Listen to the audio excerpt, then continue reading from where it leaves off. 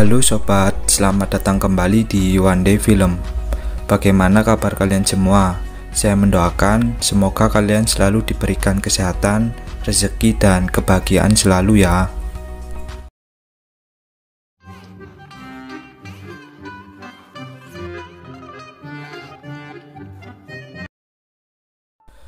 Pada episode kali ini, kita diperlihatkan para peserta permainan yang berhasil menyelesaikan permainannya yang pada episode sebelumnya. Kita diperlihatkan beberapa peserta seperti Doksu, Ryung, Gi-hun, dan kakek tua. Di sini kakek tua berterima kasih kepada Gi-hun karena telah membantunya. Lalu diperlihatkan para peserta permainan yang kini kembali ke ruangan tempat mereka beristirahat. Sang-woo dan Ali tampak bahagia setelah bertemu dengan Gi-hun dan kakek tua. Di sini mereka saling mencemaskan satu sama lain.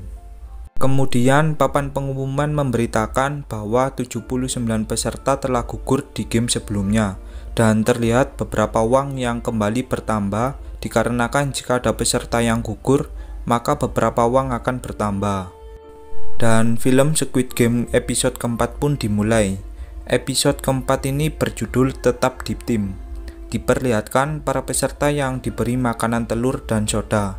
Doksu yang merasa masih lapar mengajak anggotanya untuk meminta makanan lagi.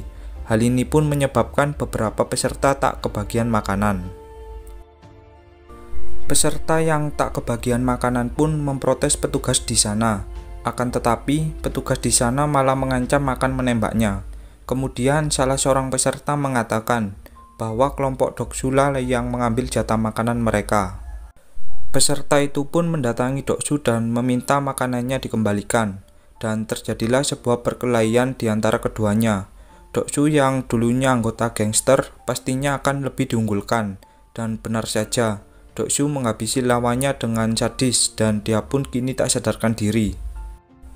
Sang-woo yang melihatnya pun berusaha menghampiri pria tersebut. Saat dicek, alangkah terkejutnya, ternyata pria tersebut ternyata telah tewas. Gi-hun yang melihatnya berusaha meminta tolong kepada petugas, karena mungkin saja nyawa pria tersebut masih ada harapan untuk diselamatkan. Tak disangka, papan pengumuman tiba-tiba memberitakan satu peserta tereliminasi, dan terlihat beberapa uang pun bertambah. Dan Gi-hun pun memiliki sebuah firasat buruk. Lalu diperlihatkan para petugas bertopeng. Terlihat Jeonwoo mengganti topengnya dengan gambar kotak. Dan tiba-tiba salah satu pria bertopeng segitiga mendatanginya. Dan ternyata gambar topeng tersebut memiliki arti, di mana kedudukan tertinggi dimiliki oleh topeng kotak. Dan pria bertopeng segitiga pun meminta maaf kepada Jeonwoo.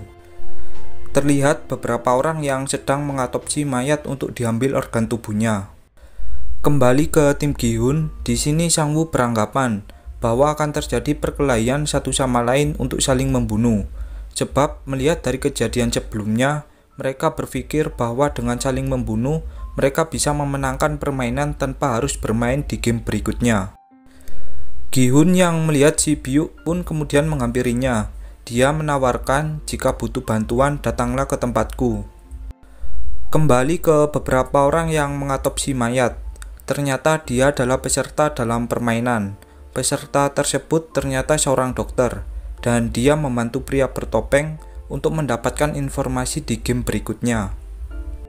Pria tersebut diberikan saran untuk bergabung di tim yang kuat. Entah game apa yang akan terjadi berikutnya. Kemudian pria tersebut memohon bergabung ke kelompok Doksu. Namun di sini Doksu meremehkannya dan peserta tersebut memberitahu Doksu tentang game berikutnya dan dia pun diterima untuk bergabung. Kemudian diperlihatkan pria bertopeng kotak yang dapat kita ketahui dia adalah Junho yang menyamar. Di sini Junho mengikuti pria bertopeng lainnya untuk bersiap-siap, entah bersiap untuk apa. Dan perhitungan lampu padam pun dimulai. Benar saja, setelah lampu padam terlihat di layar monitor beberapa peserta yang saling menyerang satu sama lain. Jujur, di bagian ini gua pribadi sulit banget melihat kejelasan videonya. Diperlihatkan Gi-hun yang berusaha melihat di sekitarnya. Di sisi lain, terlihat si Byuk yang dihajar oleh Doksu. Dapat diketahui di episode sebelumnya, Doksu dan Shibyuk memiliki hubungan yang tak baik. Kini mereka pun saling menyerang satu sama lain dan saling membunuh juga. Diperlihatkan Gi-hun yang diserang oleh seseorang. Untung saja Sang-woo menolongnya. Perkelahian pun terus berlanjut dan terlihat beberapa orang yang telah tewas. Shibyuk kemudian mendatangi Gi-hun untuk meminta tolong. Tim Gi-hun pun kini harus berhadapan dengan tim Doksu. Namun saat ingin bertarung, kakek tua berteriak meminta tolong. Terlihat kakek tua merasakan ketakutan. Bos permainan yang melihat keadaan sudah tak terkendali kini menghidupkan lampu di ruangan tersebut dan beberapa pria bertopeng datang untuk meredakan suasana. Namun tiba-tiba ada pria bertopeng kotak yang bertanya kepada Gi-hun, "Kita tahulah kalau dia adalah Junho." Diperlihatkan kakek tua yang sepertinya sedang trauma akan kejadian tersebut. Gi-hun pun berusaha menenangkannya dan Gi-hun meminta untuk saling berkenalan satu sama lain. Tiba-tiba Ali memotong pembicaraan dan mengatakan bahwa nama Gi-hun adalah Sang Mundong. Gi-hun yang mendengarkan pun tertawa dan mengatakan kalau namanya adalah Sang Gi-hun. Dan Ali memperkenalkan namanya, yaitu Ali Abdul dari Pakistan, dilanjut oleh Sang-woo. Gi-hun pun menyuruh Shibyuk untuk mengenalkan diri dan Shibyuk mengatakan bahwa namanya adalah Shibyuk. Dan kemudian Gi-hun bertanya ke kakek tua namanya. Namun si kakek tua terlihat masih trauma. Gi-hun pun memakluminya dan mungkin lain waktu saja. Di sisi lain diperlihatkan Doksu yang terluka akibat perkelahian sebelumnya. Kemudian diinformasikan 27 pemain telah gugur. Di sini Doksu menggeledah Ryung dan merayunya. Kemudian Ryung mengajak ke toilet. Dan benar saja terjadilah mantap-mantap di keduanya. Lalu diperlihatkan detektif Junho yang terlihat ingin tidur. Saat lampu padam, dia menuliskan kejadian yang dialaminya pada hari itu. Junho pun menuliskan kericuan, pembunuhan kakaknya dan masih banyak lagi. Kemudian dia pun tidur. Kemudian terlihat Gi-hun yang terbangun dari tidurnya. Di sini Gi-hun bertanya ke kakek kenapa ia tidak tidur, dan kakek tua pun mengatakan bahwa dirinya takut ada penyerangan lagi. Lalu diperlihatkan beberapa orang petugas bertopeng yang menyuruh seluruh peserta bersiap-siap sebab game ketiga akan segera dimulai. Mereka pun dibawa ke sebuah tempat di mana mereka semua disuruh untuk membuat tim yang terdiri dari 10 orang. Sang-woo pun kemudian menyuruh Gi-hun, Ali, Shibyuk, dan kakek untuk mencari satu pria untuk bergabung ke timnya. Dan kini mereka pun berpencar untuk melaksanakan tugas masing-masing. Terlihat Ali bertemu dengan seseorang dan mengajaknya bergabung.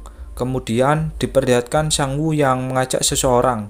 Akan tetapi orang tersebut memiliki istri dan Sang-woo pun membatalkannya. Di sisi lain, Gi-hun bertemu dengan seseorang dan kemudian mengajaknya bergabung ke timnya. Di sisi lain, Shibyuk melihat salah satu cewek yang menyendiri. Lalu diperlihatkan Ryung yang dihianati oleh Doksu. Ternyata Doksu tak mengajak Ryung bergabung. Emang Doksu ini nggak tahu terima kasih, udah dikasih gratisan malah berkhianat. Doksu kemudian memukul Ryung dan menyuruhnya pergi dari timnya. Kembali ke Shibyuk yang menemui seseorang. Cantik banget cuy. Shibyuk pun mengajak dia untuk bergabung ke timnya. Kini para peserta berkumpul satu sama lain. Gi-hun pun menghitung timnya yang berjumlah 9 orang. Ternyata kakek tua tak mengajak siapapun. Sang-woo pun bertanya siapa yang membawa wanita lagi, sebab dia menyuruhnya mencari pria bukan wanita. Gi-hun kemudian berusaha menenangkan suasana. Namun tiba-tiba Ryung datang dan bergabung ke tim Gi-hun. Dan kini tim Gi-hun memiliki banyak wanita. Waktu pun habis. Kini terpaksa mereka membawa 3 wanita. Kemudian para peserta pun dibawa ke sebuah tempat yang terlihat asing bagi mereka. Pria bertopeng pun menjelaskan bahwa permainan kali ini adalah tarik tambang. Bukan tarik tambang biasa. Peserta yang kalah akan jatuh dari ketinggian beberapa kilometer, yang dapat dipastikan yang jatuh akan tewas seketika. Dan pengundian pun dimulai. Pengundian pertama adalah tim Doksu dan pengundian kedua yaitu tim 7. Sepertinya tim 7 ini terdiri dari orang-orang yang sudah tua. Mereka kemudian dibawa panitia bertopeng untuk naik ke atas. Setelah bersiap-siap, panitia bertopeng pun memulai permainan. Doksu yang memiliki anggota terdiri dari pria, jelas hal ini menguntungkan timnya. Dan benar saja, Doksu pun memenangkan pertandingan dan lawannya terjatuh ke bawah.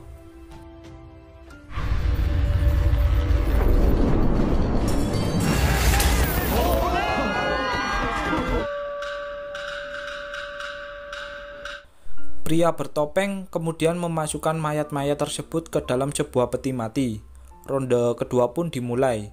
Pengundian pertama adalah tim Gi-hun dan pengundian kedua adalah tim 5. Gi-hun pun merasa ragu-ragu sebab lawannya terdiri dari para pria. Mereka kemudian dipandu panitia bertopeng untuk naik ke atas melalui lift. Tim Gi-hun yang layaknya kelompok sekolah kini mulai ragu-ragu. Mereka tak yakin akan bisa memenangkan game tersebut. Di dalam lift, sang kakek memotivasi timnya bahwa dulu saat dia kecil, dia suka sekali bermain tarik tambang. Dan dia juga jarang kalah dalam permainan tarik tambang ini. Dia menjelaskan bahwa tarik tambang bukan hanya soal kekuatan, tapi juga soal strategi. Sang kakek bercerita, dulu waktu masih muda dia melakukan tarik tambang dengan lawan layaknya seorang atlet, yang tentu membuat tim lawan akan diuntungkan. Namun kakek mengatakan dia berhasil menangkan pertandingan karena strategi. Kakek mengatakan bahwa peserta paling depan berperan penting untuk memenangkan permainan, sebab jika dia ragu maka mental musuh akan kuat. Kakek mengatakan di 10 detik awal mereka harus menahan dengan menjatuhkan tubuhnya. Dengan begini musuh akan merasa lawannya kuat. 자세는 눕는 자세, 아랫배를 하늘로 쭉 가. 그렇게 10초만 버티면은. Benar saja, salah satu musuh pun terpeleset. Tentu hal ini dimanfaatkan tim Gi-hun untuk menarik talinya. Namun siapa sangka musuh pun kembali bangkit dan kini keadaan pun berbalik. Sang-woo memiliki ide agar mereka maju 3 langkah ke depan agar musuh terjatuh. Ryung pun menganggap Sang-woo sudah gila, dan Gi-hun tanpa pikir panjang pun langsung menyetujuinya, dan film pun berakhir.